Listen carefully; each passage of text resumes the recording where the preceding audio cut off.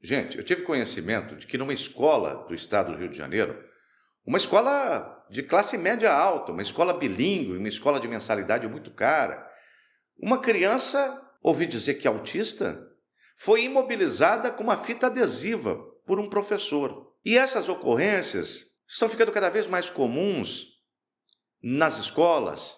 Acredito eu, já gravei vários vídeos sobre isso, que por falta de capacitação dos professores para que eles saibam como intervir e lidar com a comunidade atípica dentro da sala de aula. Mas independente do motivo, as pessoas têm me perguntado quais são as consequências jurídicas para a escola. A escola responde por esse tipo de coisa? Quer saber? Aguenta aí que eu já te conto.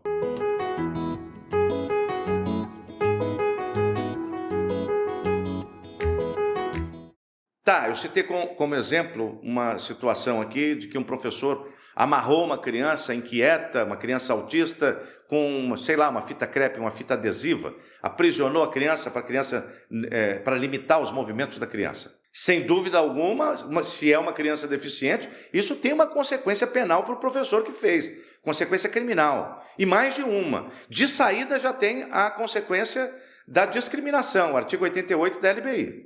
Mas tem outras. Com certeza tem várias outras, tá? Vários outros artigos de leis especiais, artigos criminais em que podem incorrer esse indivíduo, professor ou funcionário da escola que age dessa maneira. Tempos atrás, os pais de uma criança autista colocaram um gravador na bolsa e descobriram que o professor estava maltratando, insultando, xingando o aluno com deficiência. A gente viu, alguns meses atrás, uma moça com deficiência, uma aluna com deficiência, sendo agredida verbalmente, com gritos, pela sua professora. Tudo bem, a gente já sabe que sempre tem uma consequência criminal para quem pratica o ato, né? O ato de discriminação, o insulto, a ofensa, a injúria. Agora, a humilhação, o bullying, essa responsabilidade penal a gente chama de responsabilidade subjetiva. Subjetiva, é preciso que haja o dolo, a pessoa que praticou o ato, ela tem que querer praticar o ato para ser responsabilizada criminalmente. Então tem que ter o dolo e tem que ter o dolo que é a volição subjetiva, né? A maquinação subjetiva para praticar o ato que é proibido por lei, para ser configurado crime. E a responsabilidade criminal, porque ela é subjetiva, ela não ultrapassa a pessoa daquele que cometeu o crime. Então o professor foi lá, menino autista, amarrou e tal, né? Um monte de crime contra a criança e o adolescente, contra o deficiente, e agravados pelo fato de aquela pessoa ser uma autoridade dentro da sala de aula, de estar legalmente imbuído, de zelar, de se responsabilizar por aquela criatura que é menor de idade e que é deficiente. Ok, a responsabilidade criminal vai ser dessa pessoa que praticou. Ah, mas eu posso responsabilizar criminalmente a escola? Entendo que não, a menos que alguém da escola tenha concorrido voluntariamente com dolo para que isso acontecesse. Do contrário, do ponto de vista criminal, a escola não tem nada a ver com peixe. Então a escola responde pelo quê?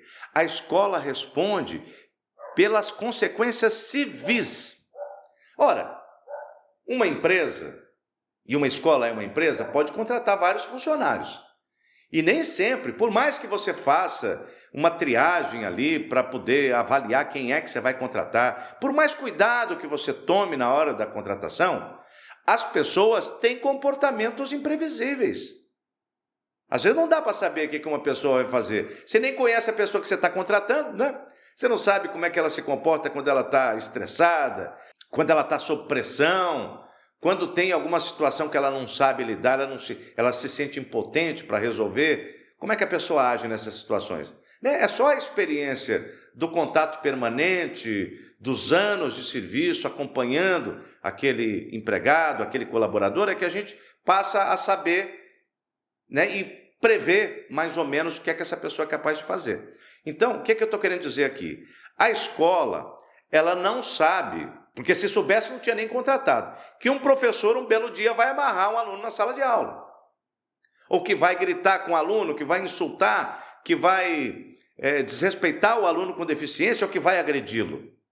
A escola não sabe. Quando acontece, todo mundo começa a se mobilizar. Hoje em dia tem redes sociais, as escolas vão publicar notas dizendo que não compactua com a agressão e tal, às vezes afasta o professor, às vezes demite. Então, do ponto de vista criminal, a escola não responde, mas materialmente ela responde. Por quê? Se no criminal a responsabilidade é subjetiva, como eu te falei, o indivíduo tem que ter a vontade de realizar e realizar o ato, no cível, no direito do consumidor, porque aquele aluno ali é um sujeito do direito à educação, mas também a família é consumidora da escola. A responsabilidade é objetiva.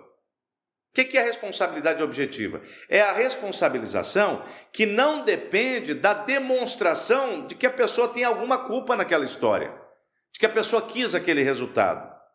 Por exemplo, uma aeronave cai. A culpa não foi da companhia aérea, não foi do presidente da companhia aérea, não foi do piloto. Foi uma questão de, de climática. Ainda assim, a companhia tem que indenizar as famílias daqueles passageiros. As pessoas estão num shopping center. Há um desabamento, uma explosão, qualquer coisa desse tipo. A direção do shopping não tem culpa, não dava para prever. Mesmo assim, aquela instituição, shopping, vai responder pela indenização às pessoas que se ferirem ali. Porque a responsabilidade ali inclui o risco integral, é objetiva, não depende de ter culpa. Então, a escola é a mesma coisa. Tudo bem que não foi o diretor da escola que amarrou a criança com deficiência. Não foi a direção da escola que provocou um insulto, a agressão, o ilícito contra o menor de idade com deficiência. Mas ocorreu uma agressão, um insulto, uma amarração de criança na sala de aula. Isso aconteceu. E quando isso acontece, isso causa dano. O dano existe. E aconteceu na escola. Então, a escola é que vai assumir esse risco e ter que indenizar. Então, quando isso acontece dentro de uma escola, além das consequências criminais que recaem sobre a pessoa que praticou o ato ilícito, a família ainda pode processar a escola para que a escola indenize os danos sofridos pelo menor e pela família. Eu espero que esse vídeo tenha sido útil. Se foi útil, eu peço a você que se inscreva no canal, que clique no sininho e que compartilhe esse vídeo com outras pessoas que, assim como você, possam ter interesse nesse assunto. Se tiver alguma dúvida, alguma questão que eu não abordei, algo que não ficou tão bem explicado, por favor, deixe nos comentários, que assim que possível eu respondo. Muito obrigado e até o nosso próximo encontro.